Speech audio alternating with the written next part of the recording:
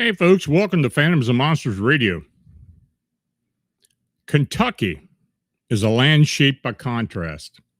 Its cities look toward the modern world, while beyond them lie miles of farmland, wooded ridges, limestone caves, isolated creek bottoms, and Appalachian hollows where darkness can feel absolute. Now, in those places, stories travel differently. They pass between relatives, hunters, farmers, and neighbors. Some are told openly. Others remain hidden for decades, shared only when a witness finally decides the risk of ridicule is less important than the need to speak. Now, many of these stories can undoubtedly be traced to the ordinary wildlife, changing light, fear, memory, or natural human desire to give a mysterious event a memorable shape. A black bear standing upright can appear almost human. A bobcat's cry can sound unnatural in the darkness. An owl's crossing a road in the wrong angle can become something enormous and winged. But some accounts resist those easy explanations. They involve more than a fleeting shadow. They include multiple witnesses, repeated encounters, unusual behavior, physical traces, missing time, or descriptions that seem to belong not to one known animal, but to several different creatures combined. Tonight, we traveled into the unexplained side of the Bluegrass State. Our journey begins in the Appalachian foothills of Harlan County, where stories of ghosts, Bigfoot, and mountain monsters have circulated for generations. From there, we follow reports of Bearilla, a white-haired giant, the legendary Sheepsquatch, tiny winged beings, a towering roadside apparition, and humanoid creatures lurking much closer to home. Our final account takes us to a farm near Falmouth, where a man searching for trespassers claimed to encounter three completely different entities, a doorway filled with light, and several hours of his light that he could never explain. Now, the following accounts are presented as they were reported. They are testimony, not proof, and the interpretations remain open. Yet, whether these stories describe unknown animals, folklore made visible, altered perception, or something outside our present understanding, they have one thing in common. The people who experienced them never looked at the Kentucky wilderness in quite the same way again. Welcome to Unexplained, Kentucky. Now, our first account comes from Bailey's Creek in Harlan County in the foothills of eastern Kentucky. The witness grew up surrounded by what local people sometimes called booger stories. tales of hauntings, Bigfoot, Dogman, and other things said to wander the mountains. The witness writes, "Where I grew up, nearly everyone seemed to have a relative with an extraordinary story. Someone's uncle had seen a Bigfoot while hunting. Someone's aunt had encountered a ghost inside the old high school. With so many stories circulating, it was not always easy to separate honest experience from exaggeration or fiction. Now, most of the strange things I personally saw or heard in the mountains could be attributed to ordinary wildlife. I never encountered anything that my logical mind could not explain. But I was never arrogant enough to insist that unexplained creatures could not exist. In our community, Dogman was blamed for many disturbing incidents. People spoke of something killing chickens, attacking hikers, trying to force its way through doors, or simply creating trouble around remote farms. Other stories described it stalking people who lived deep in the woods, staring through windows at night, and sometimes even appearing to protect isolated residents from unwanted visitors. Many of the people telling these stories enjoyed the attention that came with the frightening tale. A few, however, were different. They did not volunteer their experiences, and they spoke only when someone asked them directly. My grandfather was one of those people. He was a practical and highly skeptical man. He questioned stories about cryptids, ghosts, spirits, and anything else considered supernatural. He always searched for a logical explanation, and his questions often frustrated whoever was telling the story. That was one reason I trusted him. He was the person the grandchildren went to when frightening stories became too real. So one day when I was still young, I asked whether he had ever seen anything he just could not explain. He remained silent for so long that I thought he had not heard me. Then he began to tell me about the early days after he and my grandmother purchased the family homestead. Neighbors had warned him that monsters roamed those part of the mountains. My grandmother found the stories unsettling, but my grandfather dismissed them. He assumed people were encountering black bears, bobcats, or other familiar animals. So about 2 months after they moved in, he watched a mother bear and her cub cross the mountain behind the house. That sight seemed to confirm his opinion. But then one late night, something began pounding and scratching at the front door. My grandfather retrieved his shotgun and looked through the window, trying to identify the visitor, and all he could see was a massive black shadow cast across the porch. Expecting a bear or perhaps a person, he unlocked the door and pulled it open. What stood outside was neither. He described an enormous humanoid approximately 6 feet tall, maybe 6 feet 5 inches tall.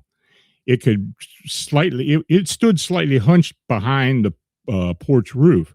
Its arms were extraordinarily long, and its knees extended below its hands extended below its bent knees. Those knees appeared to bend opposite the direction of a human's.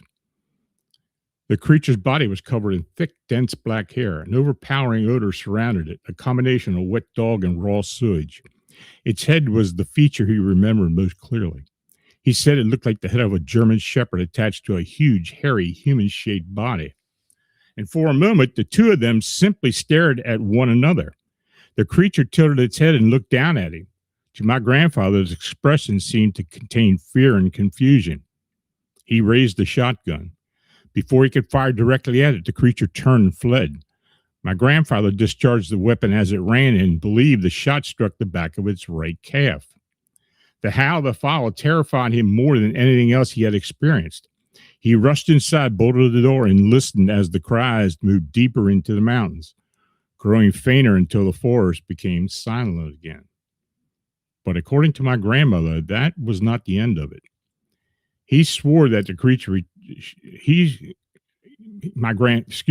but according to my grandfather, that was not the end of it.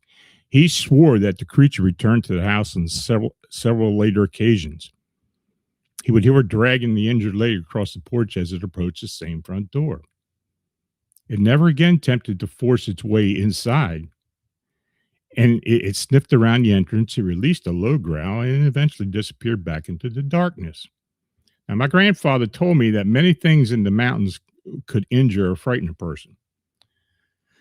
But nothing he encountered was as terrifying as the being that stood on the porch that night. Now, he warned me never to search for it because if I found it, I would deeply regret doing so. He has been gone for many years, but I still believe what he told me. His testimony may never prove the existence of Dogman or anyone else. To me, however, it remains the most convincing, unexplained story I have ever heard. Now, that account is compelling not because it provides physical proof, but because of the character of the person who reportedly told it. The grandfather was remembered as a family skeptic, a man most likely to challenge the extraordinary claim rather than encourage it.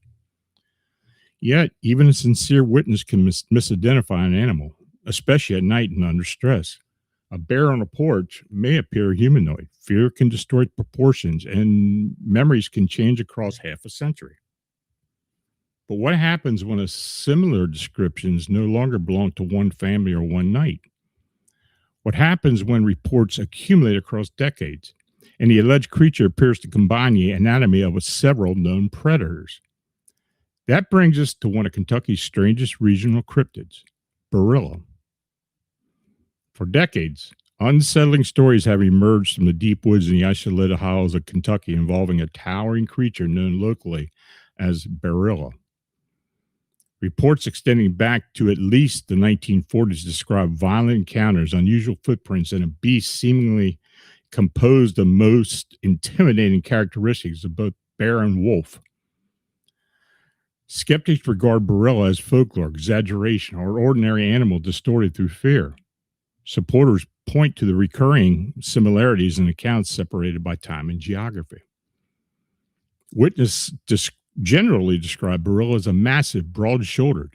Its huge, muscular torso resembles a bear, while its head reportedly possesses the long, pointed muzzle of a wolf or other large canine. Accounts also mention powerful forelimbs, prominent teeth, and long dagger-like claws. The creature is sometimes seen on all fours, but witnesses claim it can rise on two legs and reach an estimated height of 6 to 7 foot. Now, according to Kentucky cryptid researcher Ron Coffey, the earliest known encounter occurred during the 1940s, and in that case, a young boy was reportedly attacked while playing along the creek bank in rural Kentucky. The child was injured and badly shaken. Coffey had said that the description the boy provided contained many of the same characteristics found in later Bearilla reports. Now, Coffey argues that decades of similar testimony should not be dismissed as collective imagination. Individual witnesses can certainly make mistakes, but he believes recurring descriptions, especially those attributed to people with no known connection to one another, deserves serious consideration. Now, Bearilla is most strongly associated with eastern and central Kentucky, but comparable creatures have reportedly been seen in Wisconsin, Michigan, Pennsylvania, and parts of Canada.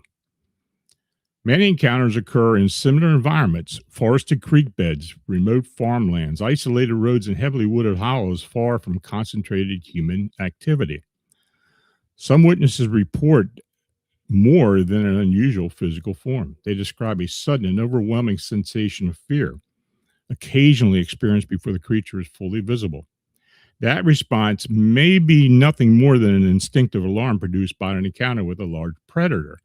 Others wonder whether it suggests something more unusual. Coffey also claims to have recovered possible physical evidence.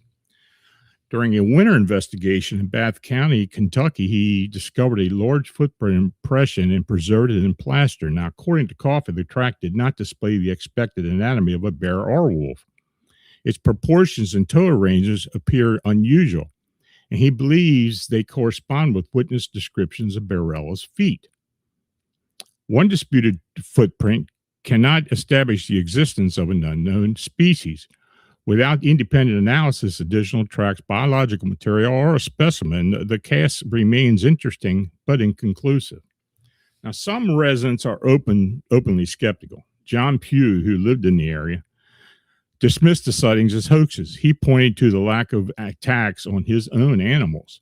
His chickens and roosters moved freely and were never disturbed, while the property remained quiet at night. In infused view, a 7-foot canine predator could not inhabit a region without repeatedly killing a livestock or leaving other obvious signs. Now, his objection to it raises a fundamental question. If Bearilla is a flesh and blood animal, what does it eat, and why does it leave so little evidence?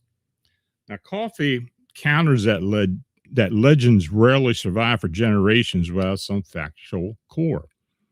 The absence of bones or remains, he argues, did not necessarily disprove the creature's existence if the population is exceptionally small, elusive, and intelligent. He also has entertained the possibility that the phenomenon might not be entirely biological, a suggestion placing Bearilla among cryptids that appear suddenly, behave unpredictably, and disappear without leaving conventional traces. Now, investigators attempted to locate a surviving witness connected to one of the older Kentucky encounters, but the last known individual had died before a new interview could be conducted. Now, the Bearilla story consequently rests upon old testimony, secondhand recollections, and a controversial footprint cast. Is Bearilla an undisclosed predator, a misidentified bear, a Kentucky variation of Dogman, or simply a frightened identity imposing upon unrelated events? No definitive answer has ever emerged. But in the isolated hollows and creek bottoms where the reports began, the story has never completely disappeared. If even one witness encountered what was described, then something large, powerful, and unidentified may still be moving through Kentucky's backwoods. Now, Bearilla reports occupy an uncertain space between regional folklore and the possibility of an unknown animal. The next account enters similar territory, but with an important difference. It involves two encounters near the same lake, apparently occurring during the same era. The witnesses did not compare their experiences until decades later. Yet, each described a towering creature covered in white hair and walking upright on two legs.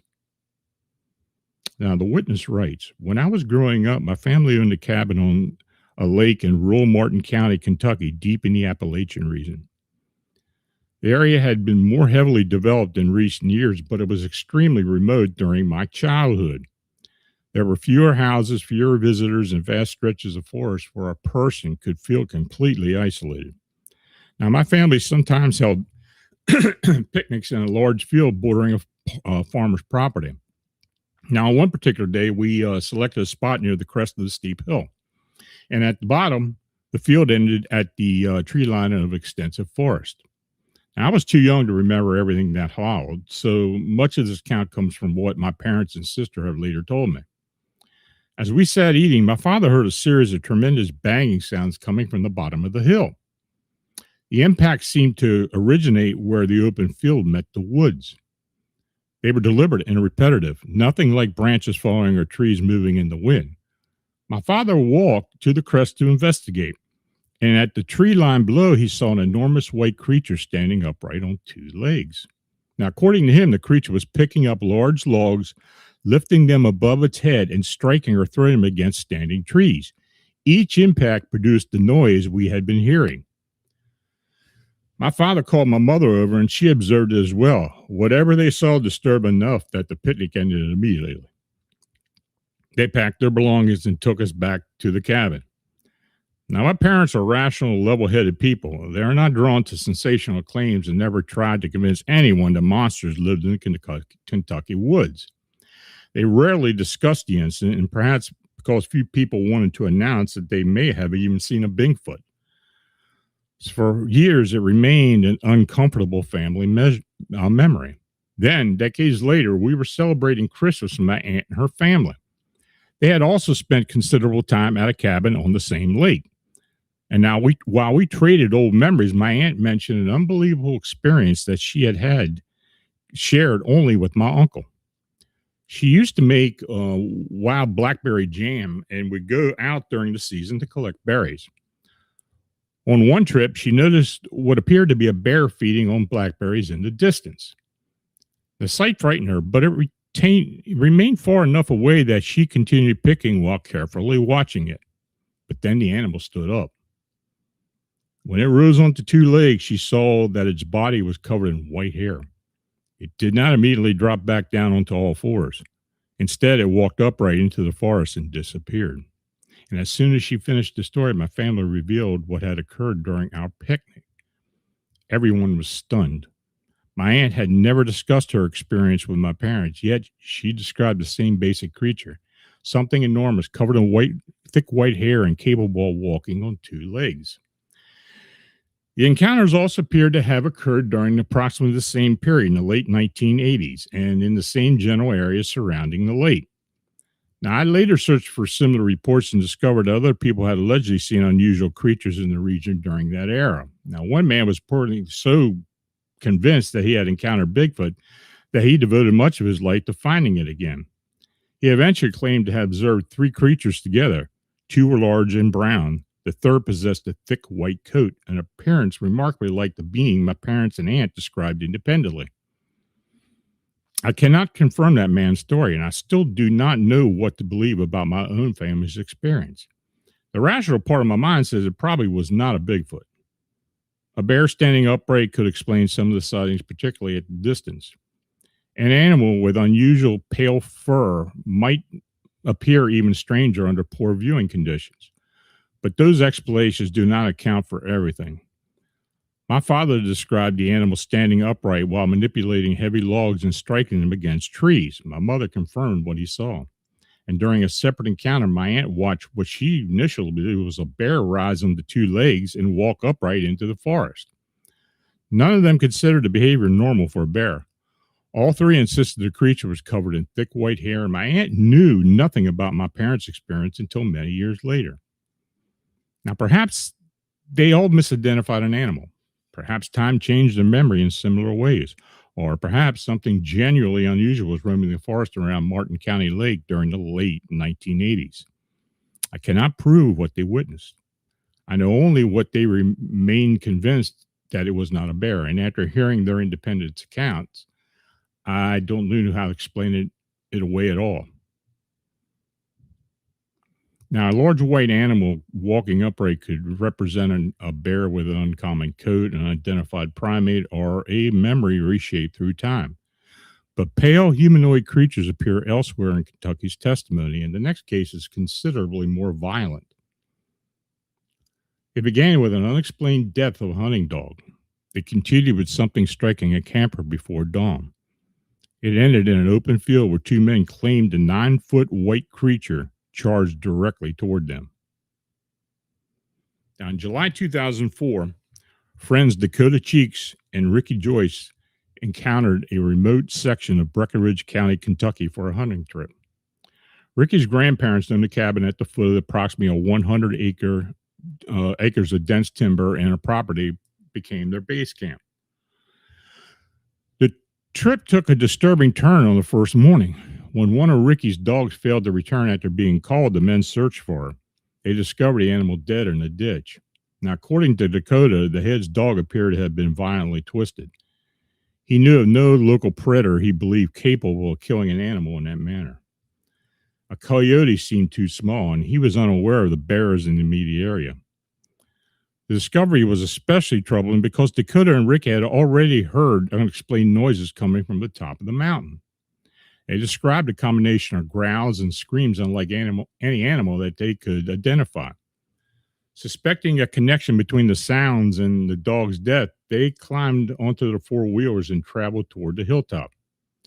They searched the far side of the property, an isolated area without established trails.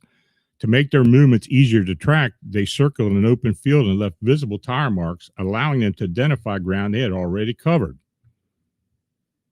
They spent hours searching for footprints, disturbed vegetation, and some other indication of a large predator, but they found nothing.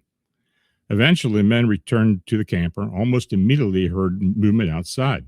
Something appeared to be walking around the campsite while remaining beyond their view. At approximately 5 o'clock the following morning, the dogs began barking and then ran into the darkness. Moments later, something struck the camper. The attack erupted with tremendous force. Dakota described hearing pressure against the side of the structure as the material in the metal supports bent and creaked. The men could not see what was outside, but they could hear it moving around them and repeatedly slamming into the shelter.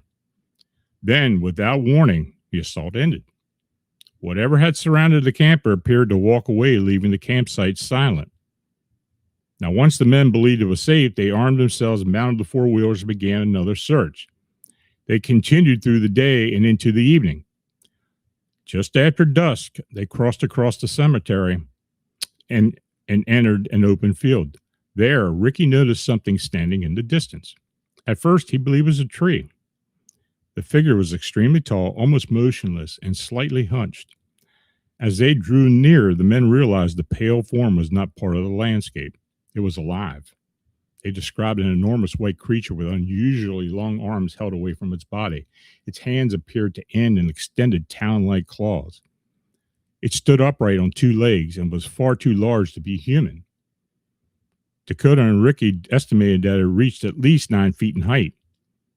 When the creature noticed them, it released a deep, gut-wrenching growl. Then it charged. The men accelerated away on their four-wheelers and fired their weapons while racing toward Ricky's grandparents' cabin. They did not know where any shot struck the creature. They did not see it again that night. Now, Dakota later identified the entity as the legendary Sheepsquatch, a cryptid most often associated with Appalachia. Descriptions vary, but Sheepsquatch is generally portrayed as a large, pale creature combining a powerful humanoid or ape-like body with features associated with sheep or goats. Some reports mention horns, hooves, claws, or an overpowering odor. It's frequently depicted as muscular, aggressive, and capable of walking upright. Now, for Ricky, the most terrifying aspect of the incident was not only the creature's size or aggression, it was a complete absence of a familiar frame of reference. In most dangerous situations, a person understands the threat and can decide how to respond. In that field, the men could not identify what was pursuing them. The encounter permanently changed Ricky's view of the unknown.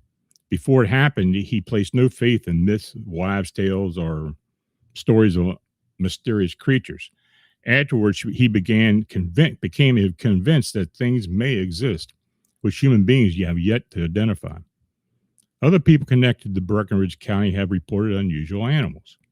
Resident Susan No described seeing an upright sheep-like creature while driving home one evening and later producing a drawing that she believed was what she had witnessed. Dakota's aunt and uncle, Stacy and Wayman Morgan, also participated in the case, gaining wider attention. Dakota, Ricky, Susan, Stacy, and Wayman were interviewed for the dramatization of the Travel Channel series, Monsters and Mysteries in America. Now, Dakota and Ricky continued searching for evidence after the encounter. They never established what killed the dog, struck the camper, or charged them in the field. To the two men, however, it was not a campfire tale or a distant Appalachian legend. It was something that they encountered face to face, something enormous, pale, and violently territorial that emerged from the Kentucky wilderness and then vanished without an explanation. Now, the first half of our journey has centered on creatures that appear physically. Beings that leave footprints, handle logs, strike buildings, injure animals, and move through the forest like undiscovered predators. But Kentucky's unexplained traditions do not consist only of monsters. Some encounters feel less like attacks and more like brief glimpses into a hidden world. They carry no growl, pursuit, or obvious threat. Instead, they leave the witness with a sense of wonder and the unsettling possibility that folklore may sometimes step out of the old stories and into the ordinary daylight. Our next witness believes a large insect was hovering beside her in a garden.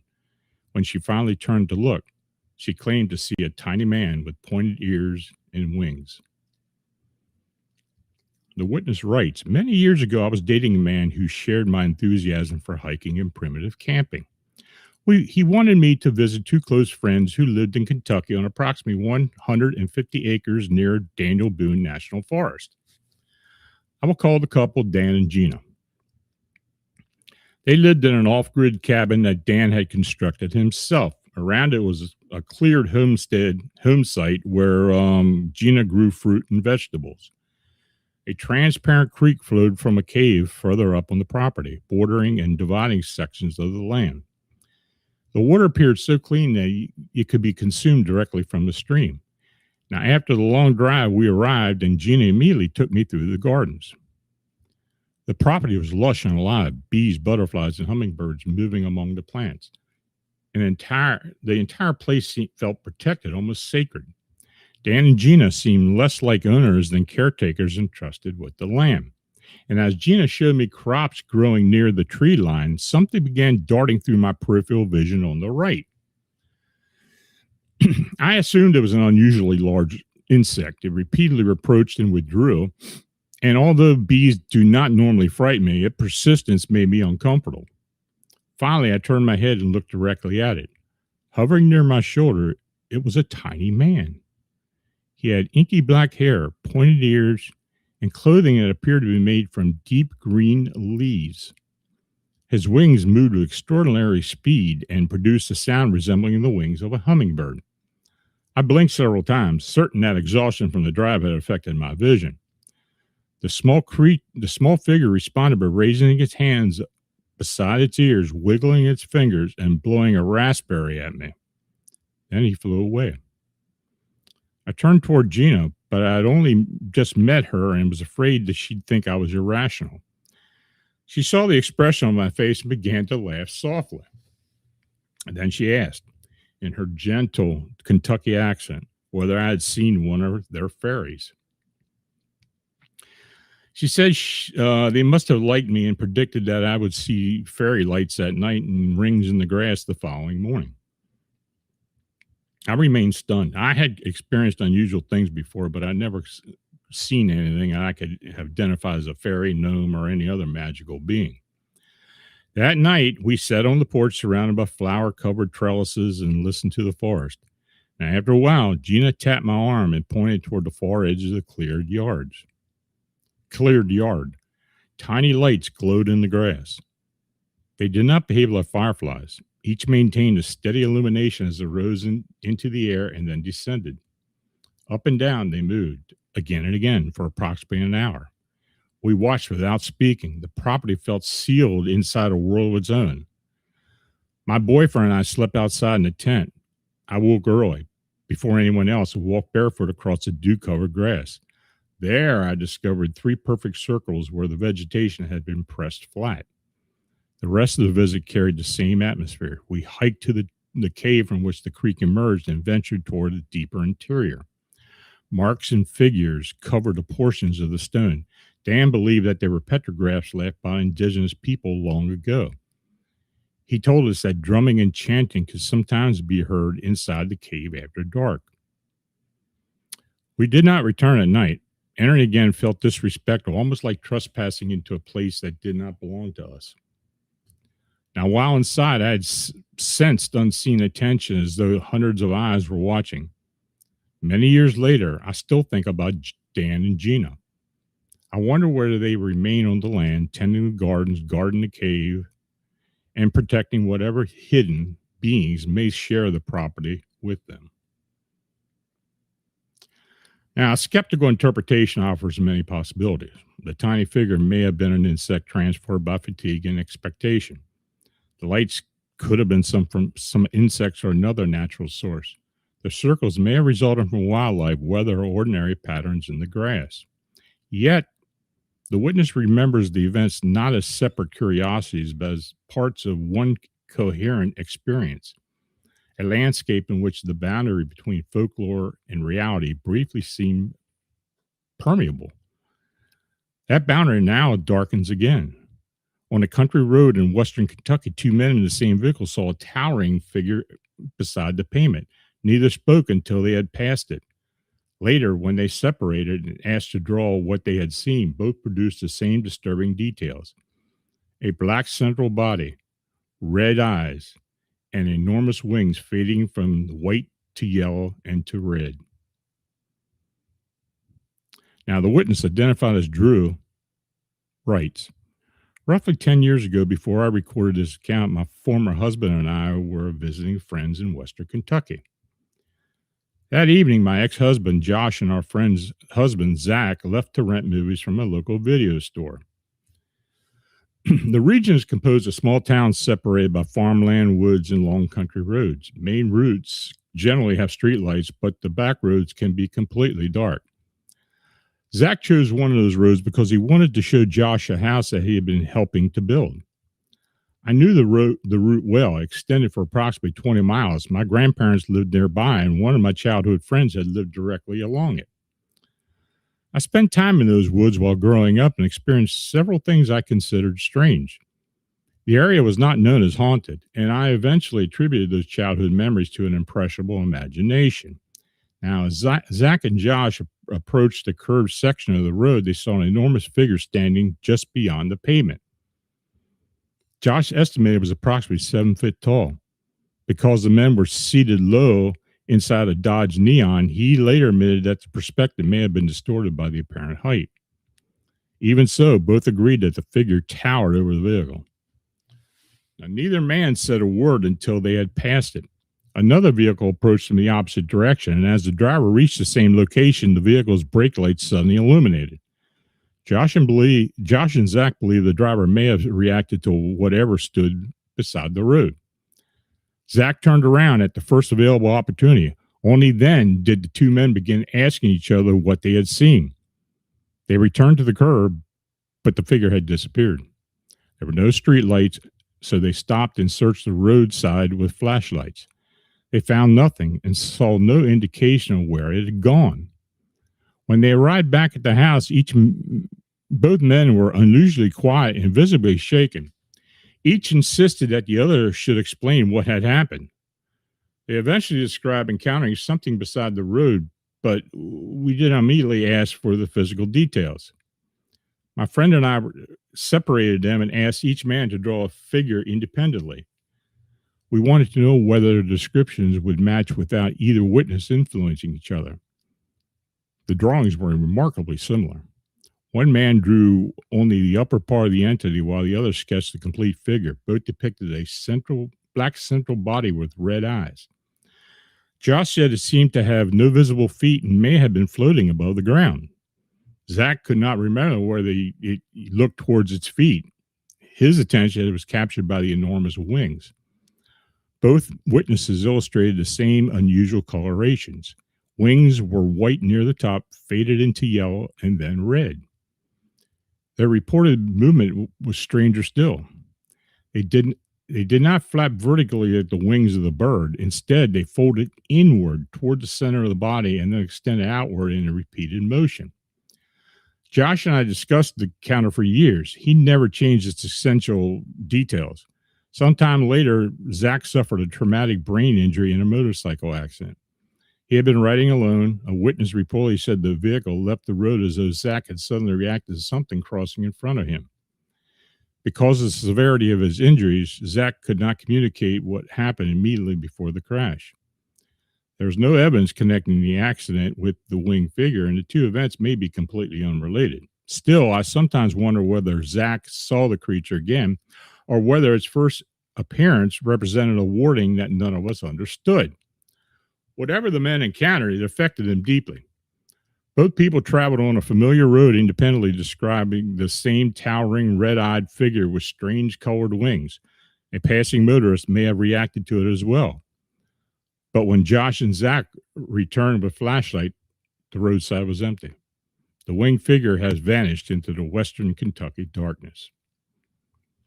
Now, that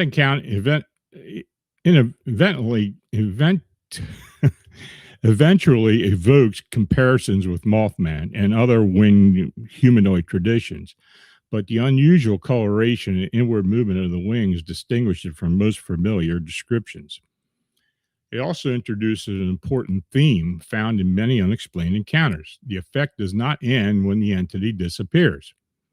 Witnesses may become afraid of roads they once enjoyed, woods they once explored, and even the darkness just beyond their own windows. For the next witness, that fear began inside an abandoned building. It later followed him into a neighborhood farm, and he believes into a narrow strip of trees behind his home. The witness, identified as C, writes, "I have never personally seen the Mothman, but two encounters with human-like creatures convinced me that such beings may exist. The first occurred 8 or 9 years ago when several friends and I explored abandoned properties around northern Kentucky. One night, we made a third visit to an old farmhouse south of Cincinnati. A fallen tree had split the house down the middle and continued across the property toward a cluster of barns and storage buildings. Inside the final outbuilding, we found a large hole opening into an attic. Almost immediately, something began moving above us. At first, it sounded like a small animal. Then the scurrying stopped. We discussed which one of us should look through the opening, and as soon as we did, the movement began again, louder and more frantic than before. One friend approached the hole and said he could see animal-like eyes staring back at him. We panicked and ran. We did not capture the creature on camera, but I saw its silhouette perched on a fallen tree only a few feet away. Its form appeared disturbingly human. That glimpse changed how I live. I once enjoyed driving on dark country roads, and now I avoid them. People sometimes ask why I look toward the ground when I walk. The truth is, I'm terrified of what I might see if I look up. The second encounter happened at a friend's home in my own neighborhood.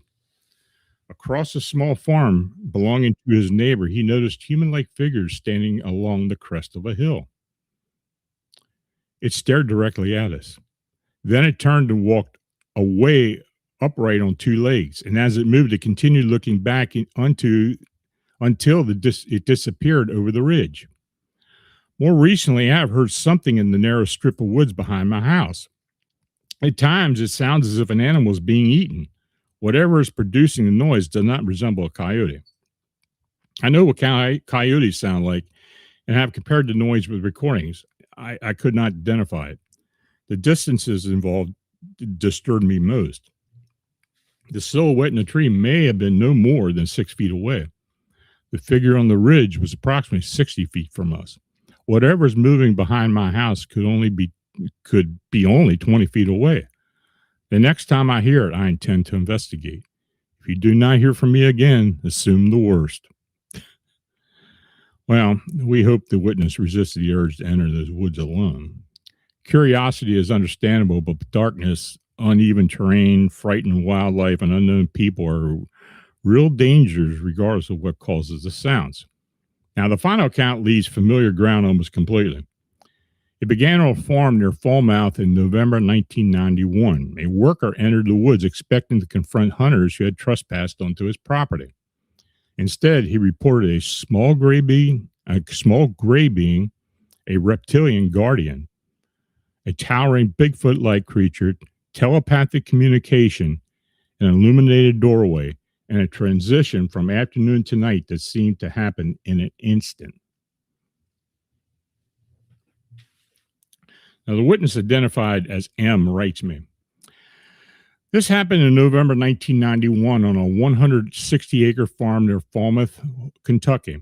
It was early afternoon, and I was eating lunch with a friend when someone reported that hunters had entered the property without permission. Now, because I worked on the farm, I finished eating, retrieved my gun, and followed the fence line toward the woods. I intended to approach the trespassers quietly and confront them before they could leave. I had been searching for approximately 45 minutes to an hour when something stepped from behind a tree. Believing I had found one of the hunters, I aimed my gun and shouted, "Friend or foe?" The figure standing in front of me did not appear human. It was approximately 3.5 feet tall and gray in color. It stood frozen, pointing my weapon and trying to understand what I was seeing.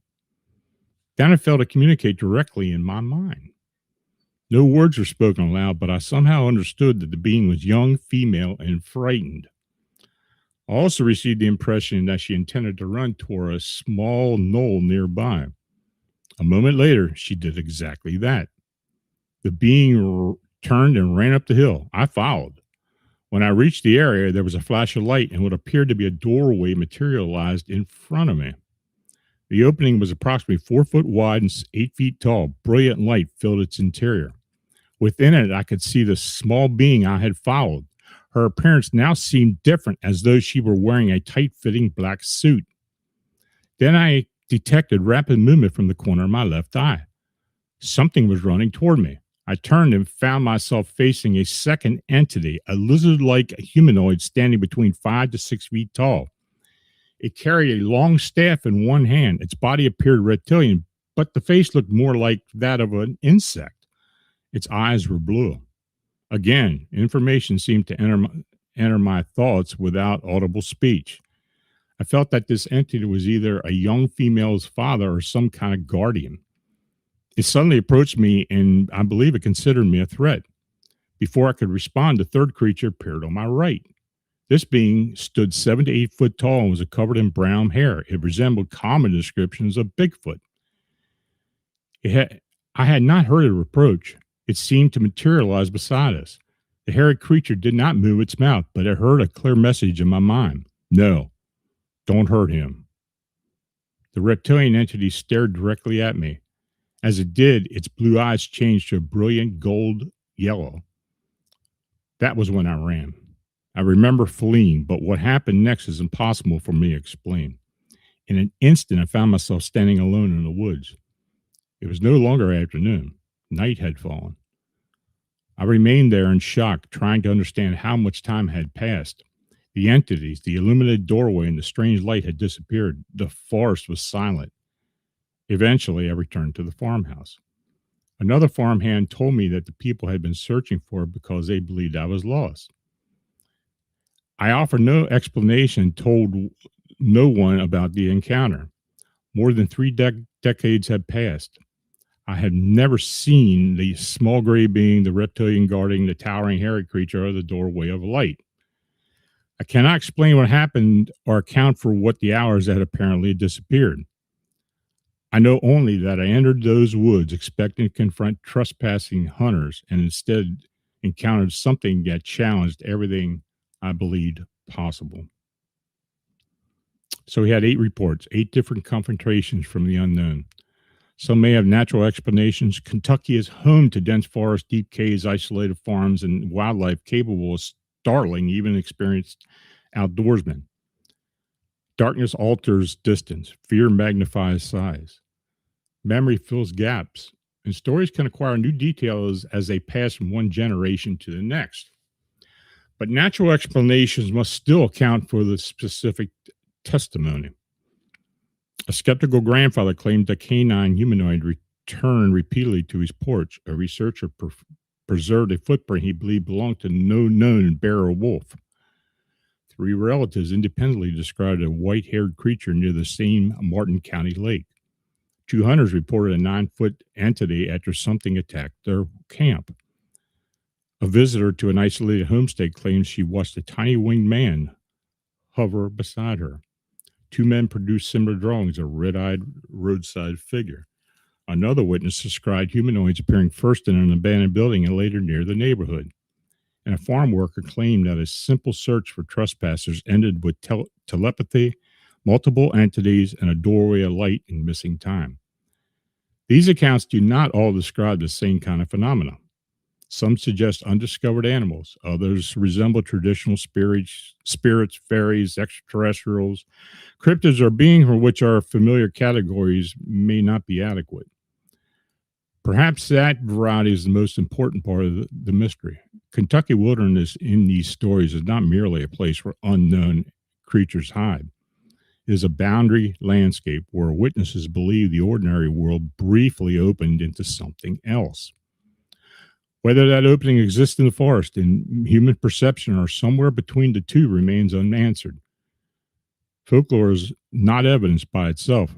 Neither is sincerity. Honest people can be mistaken, and extraordinary stories require more than conviction before they can become established facts. Yet, folklore also preserves experience. Beneath the embellishment, uncertainty, and fear, there may remain that one Kentucky witness called other than 10%, the small portion of a story that refuses to disappear and keeps us returning to the mystery. So, what walks through the hollows after dark? What watches from the ridge lines, circles above the back roads, or moves behind the trees where the headlights cannot reach him? Are these encounters misidentifications shaped by Kentucky's rich storytelling traditions? Are rare animals responsible for some reports? Are witnesses experiencing psychological or environmental effects we do not yet understand? Are hidden among the legends are a few accounts exactly what the witnesses say they are? For now, the answers remain somewhere beyond the porch light, across the creek, inside the tree line, and deep within the unexplained Kentucky night. So please subscribe to Phantoms of Monsters Radio, activate the notifications, and share this presentation with others interested in the unexplained.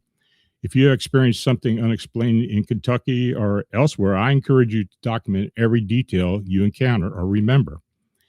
Even details that initially seem insignificant may become important when compared with other reports, and you can submit your account to Phantoms of Monsters. We will respect witness confidentiality and anonymity when requested. If you send a chat donation this evening, we appreciate your consideration. Your support helps us continue documenting witness testimony, investigating unusual incidents, and preserving these accounts for future research. So let's start the Q&A. Please type your questions in all caps, please. Michelle, do you think the Sheepsquatch ate the dog? Do you know if the dog came back? I don't know. They never say anything about the dog coming back. And honestly, I've heard a lot of Sheepsquatch stories, particularly in Southwest Virginia, into Tennessee, and over into Kentucky. So that seems to be the area where they're at. It's all in Appalachia. I don't know if he ate the dog or not. I never heard a thing about that. I can't answer that confidently. Michelle, do you think the Fae showed themselves as a way of showing gratitude for them taking care of their land?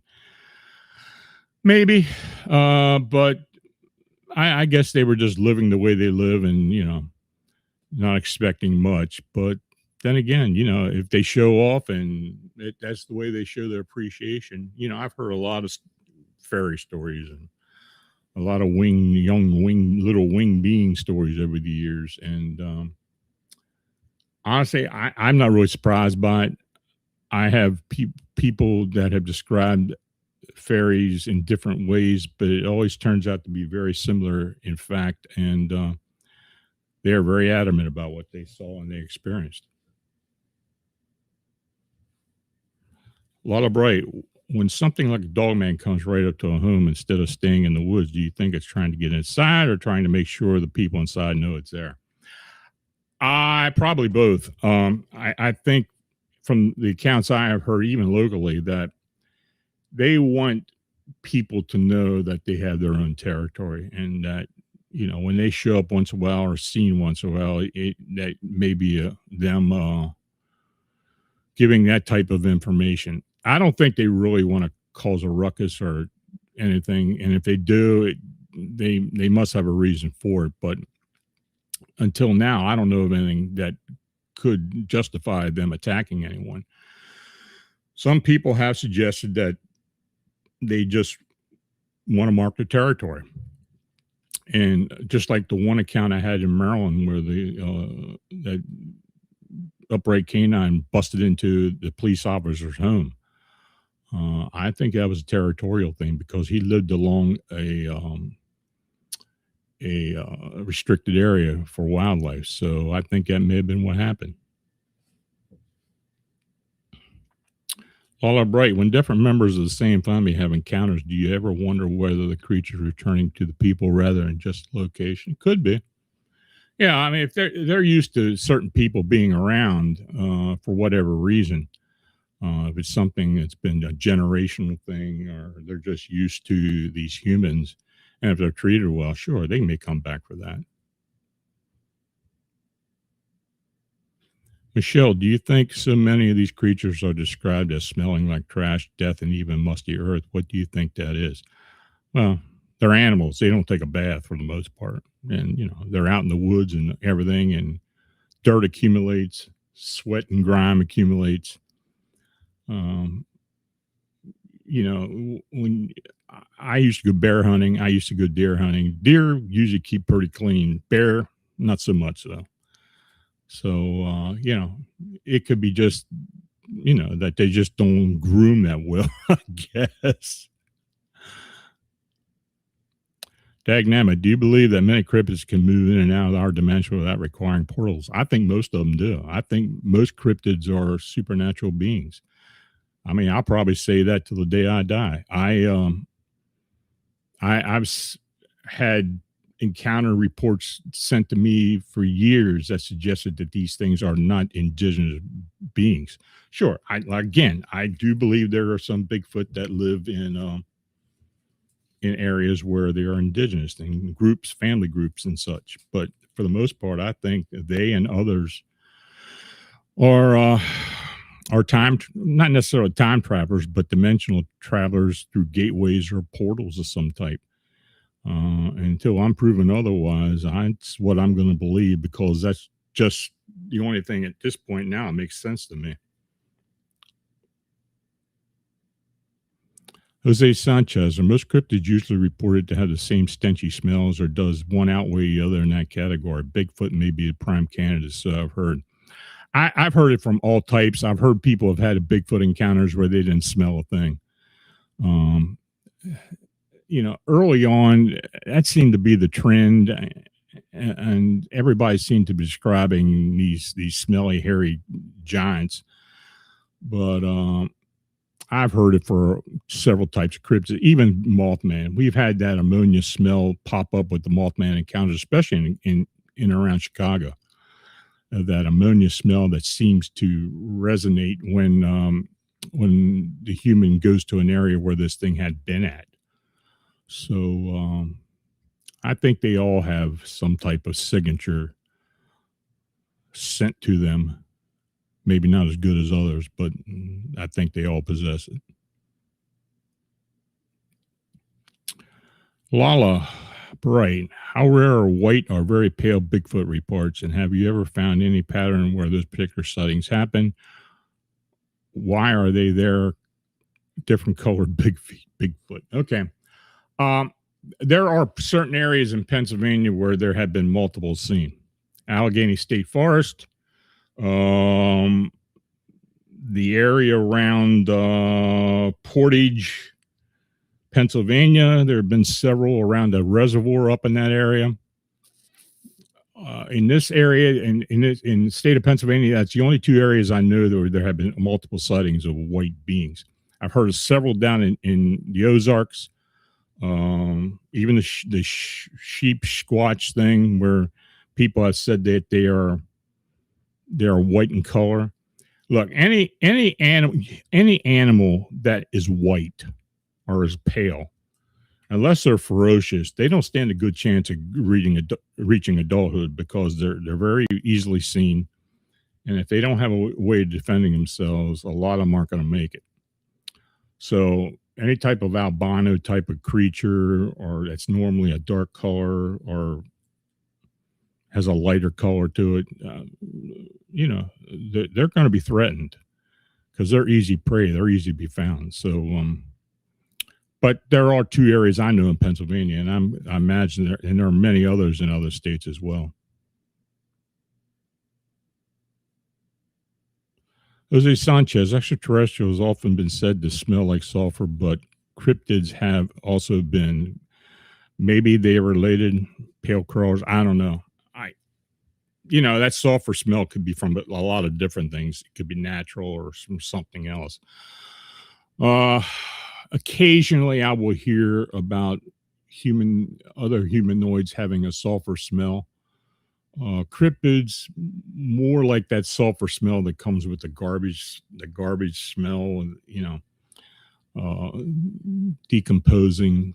A sulfur smell may show up, or even if it's going through garbage or other decomposing items. That sulfur smell does show up a lot of different things. Demon Tooth, I'm surprised you didn't mention the Pope Lick monster. Well, I'll be doing others. I've talked about the Pope Lick monster many, many times before in other presentations. So I'm just picking reports from my archive that I believe are interesting. And the Pope Lick monster has been talked about for many, many decades. So might be another one down the road. Michelle, do you think mountain areas hold so many of the cryptid beings? It could, but I guess it depends on the area itself. The Appalachians are pretty unique because they're very thick. They have a lot of really steep ridges, a lot of places that humans and other predators won't even go into. Um,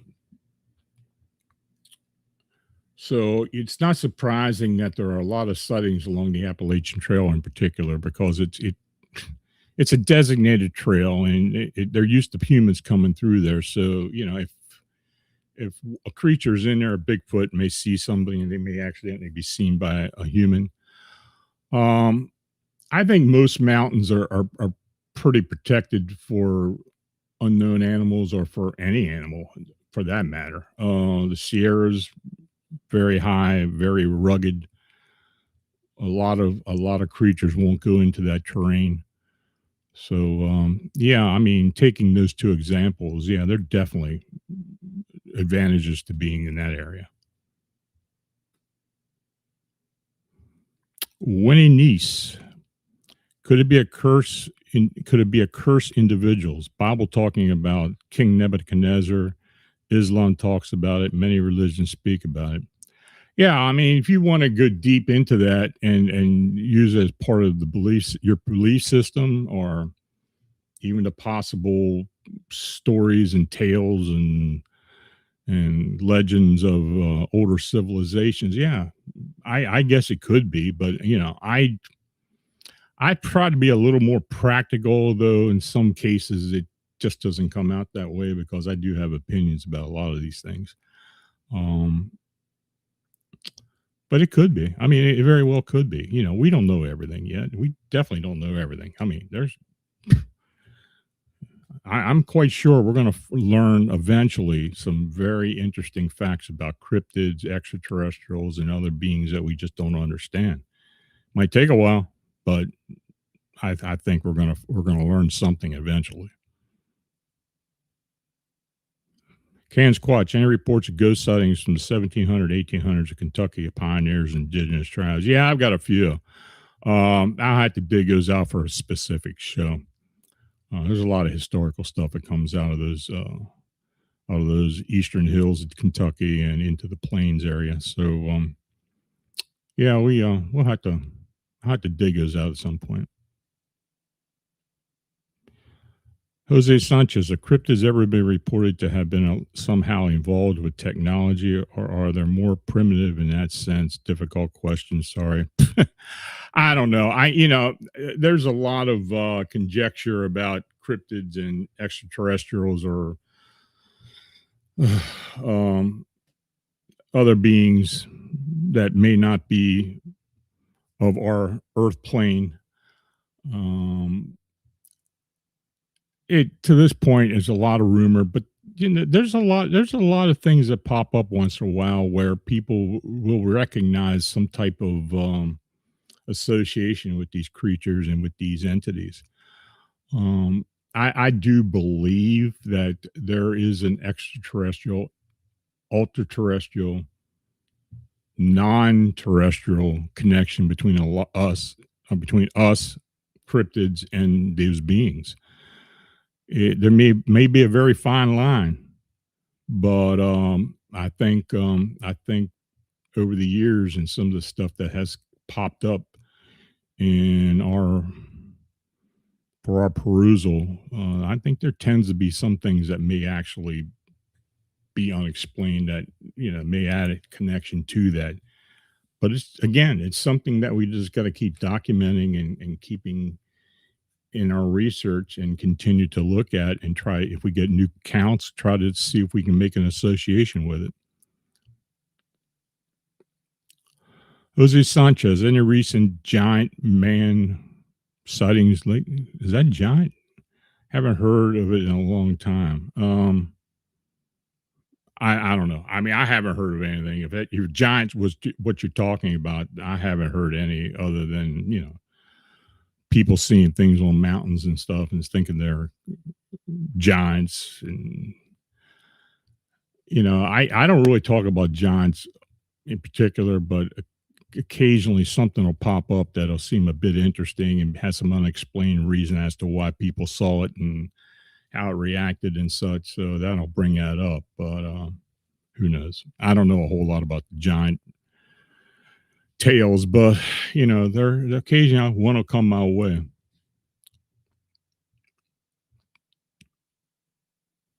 Squatch, well, caves in Kentucky. Were there any more reports of reptilians than the one mentioned tonight? That's all I have for now. I probably have some back in the archives. But as far as reptilians in Kentucky, I don't really hear a lot about that.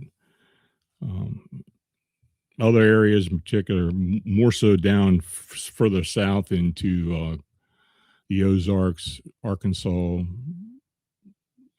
especially Missouri. Not so much in Kentucky. Jose Sanchez, have you heard of any recent Goatman sightings lately? It's been a while. Yeah, I haven't heard of anything other than what I've written about. Those are older cases, and there has not been anything new that really popped up with any decent testimony that that we can identify as a Goatman. I think a lot of these things bleed into each other. I mean, could it be something Dogman, Bigfoot, a human? I don't know. I guess depends where they saw it at, and if there's any legend or any lore about something like that being there, or people have seen it and reported it. Got to take a lot of things in consideration. But no, I haven't heard much at all, if anything, recently. Jose Sanchez, I know this is different, but have shadow people ever been heard? I had one encounter that I didn't work on it, of one of the family members in this home that had shadow beings would constantly hear chattering, like people talking. But I never, even from what I read and looked at, I never associated that with the shadow beings. I think it was a separate haunting in the air, in the location. They're very silent. They don't say or make much noise at all. They really don't. And if you have heard that and you have an account, feel free to send it to me. Sir Wolf, how long can you do a reptilian mantid show? Yeah, I have in the past. I'll do it again.